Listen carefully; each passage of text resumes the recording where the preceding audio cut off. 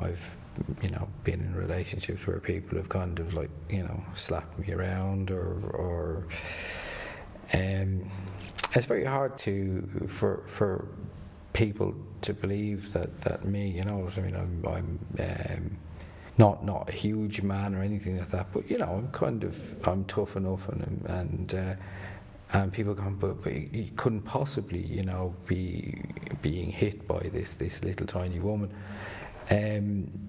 But the reality is that if you are somebody like me who could never imagine myself, hitting anybody, particularly anybody, that I would care about or anything like that. And so you're in this ridiculous situation that somebody starts kind of like sort of slapping you or hitting you, and you have no defence. Stories like this man's are far from unique. Despite a common perception that domestic violence only affects women, the stats say otherwise. According to a 2005 survey by the National Crime Council, 13% of men have suffered physical domestic abuse, the same percentage as women. For this victim, however, it wasn't the physical abuse that was hardest to deal with. She wanted to control all of the finances. She wanted to control all of everything that was going on. So it got to the stage where I was kind of a guest in my own home. I would be tolerated. I would live out of a suitcase. I wasn't allowed to have a drawer in, for clothes. There were a number of days where, you're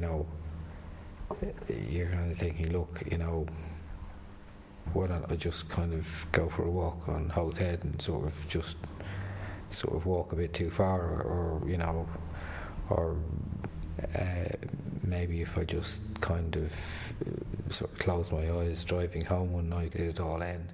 In 1997, Mary Cleary founded Amen, Ireland's only support service for male victims of domestic abuse.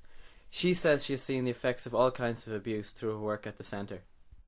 We know of people who've taken their own lives, for instance, because their lives were so miserable and they could not see any light at the end of the tunnel. And one man was stabbed with a dagger. It wasn't a knife from the house. It was premeditated and planned. He was rushed to the Mater Hospital in Dublin, and the team stood by and removed part of his lung. And the week before that, he went to the solicitor and the guards and the priest and the social workers and the teachers in the school, and he wanted to get a barring order against her, and all of those people said, you'll never get a barring order against her, she's a woman. Funding remains a major issue for Amen, with the government providing minimal support. According to the charity, in 2006 the state spent just 56 cents per male victim of domestic abuse on supports, compared with €94 spent per female victim. So, for instance, I would like if there were at least something like this in Galway and Cork and maybe in the Midlands, that'd be kind of a basic human requirement.